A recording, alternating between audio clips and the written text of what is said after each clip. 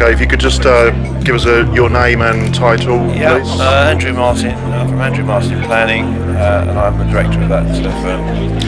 Andrew, how long have you been involved in the project to move Haybridge-Swifts Football Club? I've been involved, the last one of these exhibitions we did was in 2007, so I think it probably goes back 2 or 3 years before that, so probably about 20 years it's getting on for now. 20? What about 10? 10. Where does this project rank for you in terms of the projects that you've undertaken in your life? Well, it's a very important one because it's clearly it's very much a sporting community that's been a neighbour to and a very community asset, if you like, in Haybridge.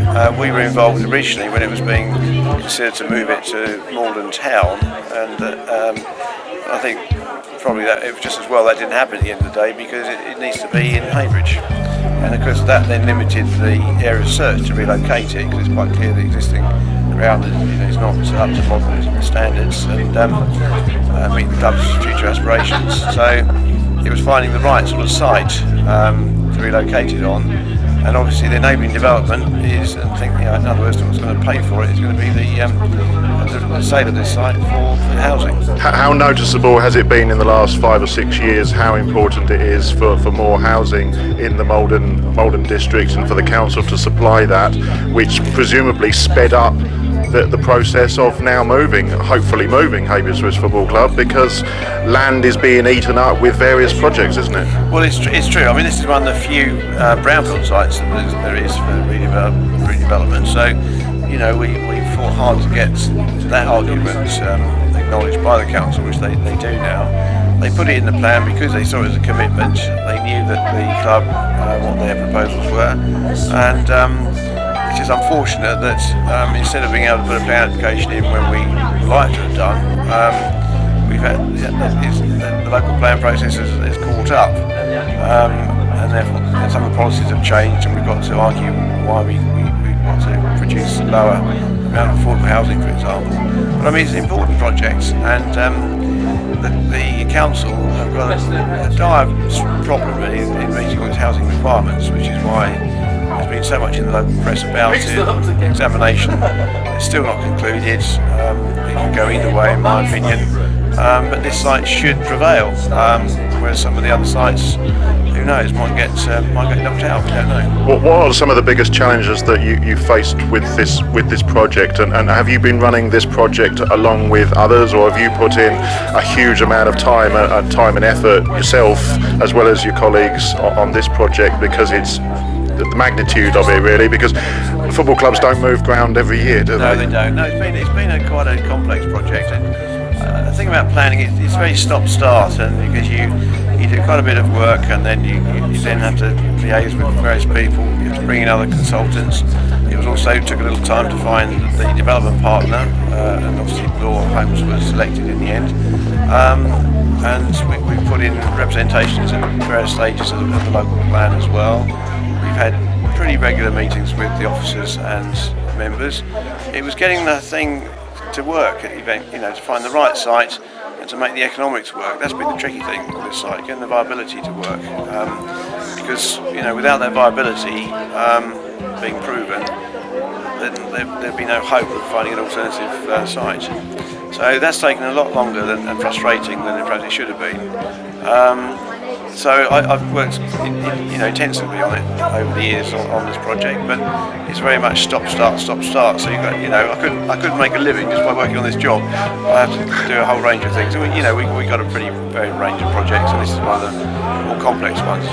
And where does everybody go from here? Obviously public consultation today, but in terms of putting in a planning application, or do you now take away from today the comments of residents and yes, also the club as well, and you'll talk to residents, you'll talk to the club, and then take that on board, and perhaps there would have to be tweaking done ahead of a planning application? Yes, I mean the way the system works is that we've had, as I said earlier, pre-application meetings with the officers and members at Malden, so we've obviously taken into account things that they want to see and so on.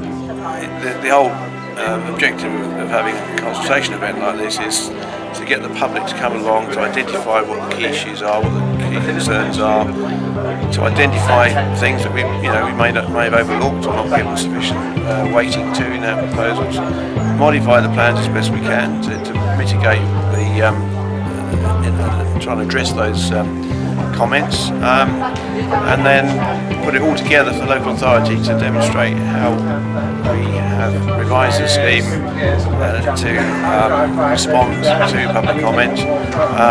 But like all planning projects, it's a balancing exercise. You cannot satisfy everybody all the time, and it's a question of trying to demonstrate to the authority that overall there are overall net benefits compared with disbenefits, but ultimately it'll be more than district council who make the ultimate decision as the decision maker.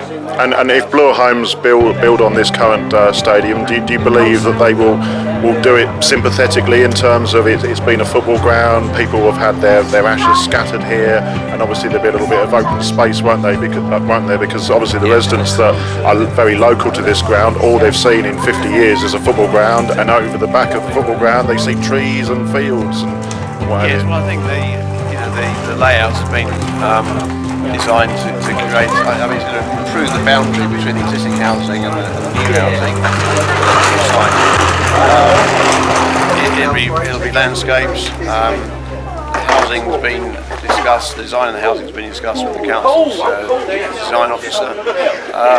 It's been an iterative process. It's not finished yet, but it's the main style is sort of local vernacular with materials, and I think that Bloor Homes have done their best to mitigate the impact of the new housing where it abuts the existing housing, but with views through open space, new planting and so on. So I think it'll be an improvement compared with what's there at the moment. And just finally, where would you like to be in a year's time on this project? I'd like to see some construction start, because if we put our planning application in, say, April, probably 3 to 4 months to get a decision and negotiate all the necessary things. So you're looking, possibly I've got the election, so that tends to slow things down a bit.